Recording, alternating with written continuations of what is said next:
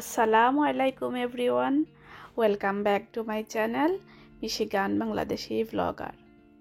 কেমন আছেন সবাই?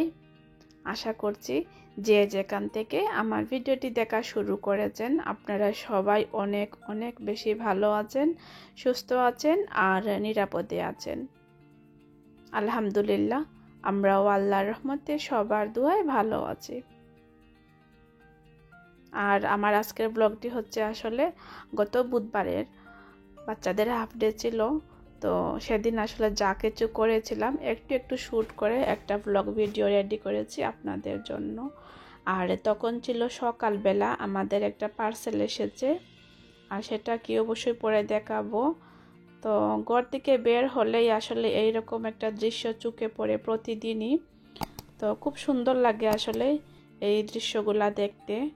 গাছের পাতার কালারটা কিভাবে চেঞ্জ হয়ে গেছে, আর পাতাও জড়া শুরু হয়ে গেছে এখন আমাদের। আর কিছুদিন পরে গাছে আসলে আর কোনো পাতাই থাকবে না। তো যাই হোক, তারপরে পার্সেলটা নিয়ে ঘরে আসলাম। আর অলরেডি আমরা কিছু ব্রেকফাস্ট করে নিয়েছি, আর এখন আমি আবারও দুইটা বেগল একটু টোস্ট করে নিচ্ছি ব্রেকফাস্টের জন্য। আমরা সবাই আজকে বেগল দিয়েই ব্রেকফাস্ট করেছিলাম। বেনানা ছিল, সাথে ক্রিম চিজ ছিল, আর চা তো অবশ্যই ছিল। আজকের ব্রেকফাস্টটা একটু শর্টকাটই ছিল বলতে গেলে।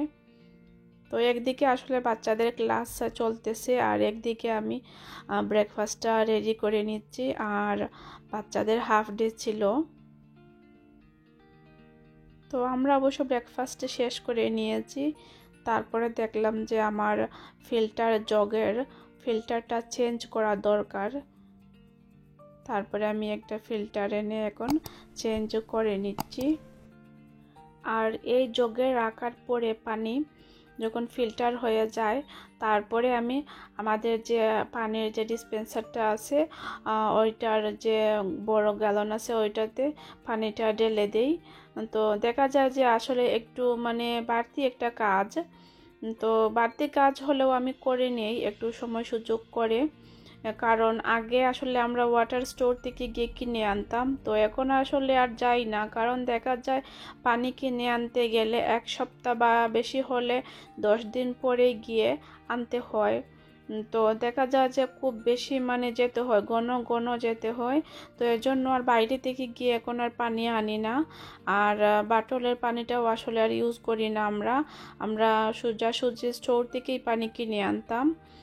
তারপরে এখন আমার মাথায় আসলে একটা বুদ্ধি আসলো যে এইরকম যে ফিল্টার জগে পানি রেখে তারপরে ফিল্টার হওয়ার পরে আমরা ডিসপেন্সারে নিয়ে নেই। তো ওখান থেকে আসলে খুব সহজে নেওয়া যায় খাওয়ার সময়। তো যাই হোক, আর বাচ্চাদের ক্লাস আসলে অলরেডি শেষ হয়ে গেছে। ক্লাস শেষ হওয়ার পরে আমি এই যে এখানে দুইটা রান্না করছি। তো রান্না বলতে আসলে রাতের জন্য, দুপুরে আমরা তেমন একটা কোনো কিছু খাওয়া হবে না, কারণ ব্রেকফাস্ট করতে করতেই আসলে দুপুরটা হয়ে গিয়েছিল। আর আমার হাজব্যান্ড অলরেডি খাওয়া দাওয়া করে কাজে চলে গেছেন। শুধু দেখা যায় আমি আর আমার আম্মা।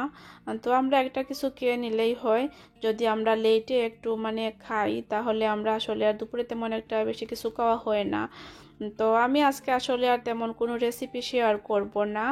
আমি এখানে বুনা খিচুড়ি রান্না করছি, আর একদিকে ডিম বুনা বসিয়েছি, আর আরও কিছু আইটেম রান্না করা আছে।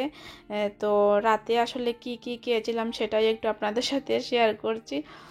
দেখা যায় আসলে এখন বাইরে আর যাওয়া হয় না, তো ঘরে বসে বসেই শুধু রান্না বান্না, বাচ্চা সামলানো আর টুকিটাকি কাজ এইগুলাই থাকে। তো মাঝে মাঝে আসলে এরকম ব্লগ শেয়ার করতে একটু ফানিও লাগে, কারণ আমাদের সবারই সেম সিচুয়েশন, যে এভরিডে সেম আমাদের খাওয়া দাওয়া করতে হয়, বাচ্চা দেখতে হয়, ঘরটা একটু গুছাতে হয়, টুকিটাকি কাজ এইসব নিয়েই আসলে আমাদের এভরিডে লাইফ। তো যাই হোক, আসলে একটা কিছু তো দিয়ে একটা ভিডিও শেয়ার করতে যাচ্ছি, এই আর কি যা। তো এখানে আসলে আর রেসিপি শেয়ার করছি না, জাস্ট দুইটা আইটেম। আর আমি ইয়েটা করে নিয়েছি, এই যে ডিম বোনাটা হয়ে গেছে। আর বুনা খিচুড়িটা আসলে আমি একটু পাতলা করে নিচ্ছি, কারণ আমার আম্মা একটু ড্রাই হলে খেতে পারেন না, যেহেতু ডালটা আছে।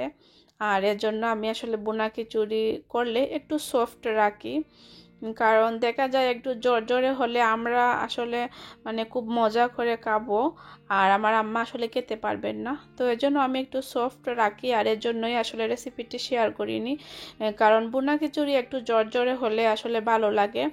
আর যারা সফট করতে চান বা আমি কিভাবে রান্না করি সেটা ইনশাল্লাহ একদিন শেয়ার করব।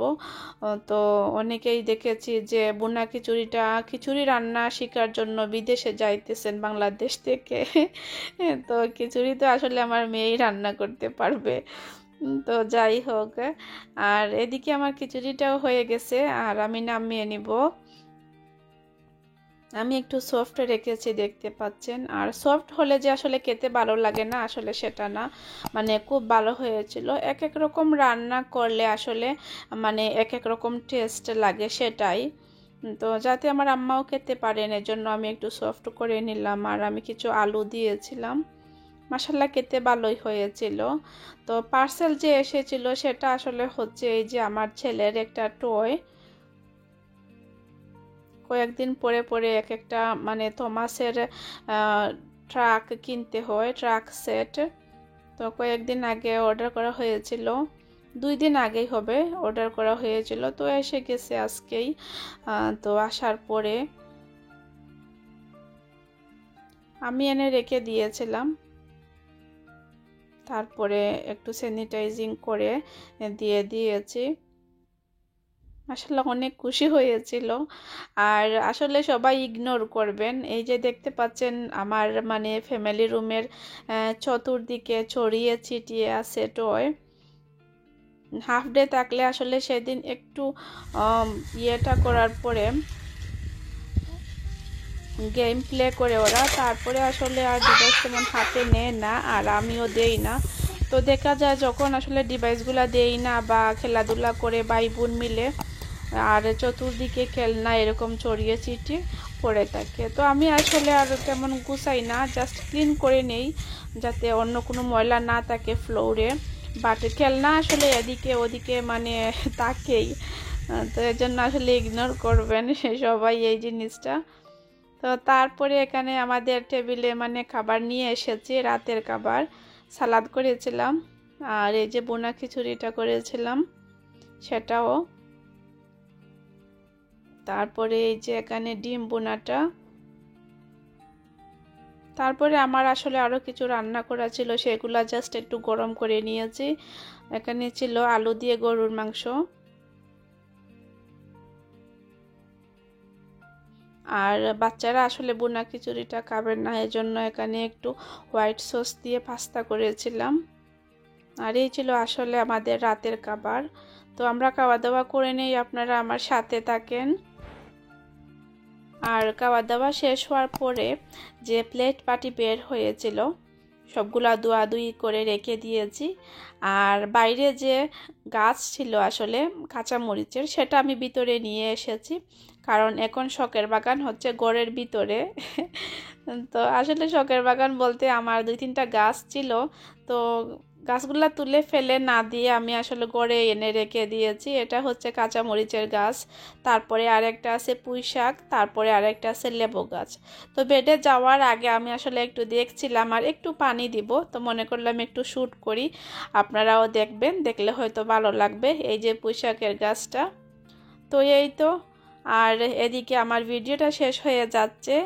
তো একটা কথা বলি, যারা সাথে আছেন থ্যাংক ইউ সো মাচ, যারা নতুন ভিডিও দেখতেছেন আবার পুরান কথা একটু নতুন করে বলি, সাবস্ক্রাইব করে বেল বাটন সহ সাথে থাকবেন। থ্যাংক ইউ সো মাচ আপনাদেরকেও।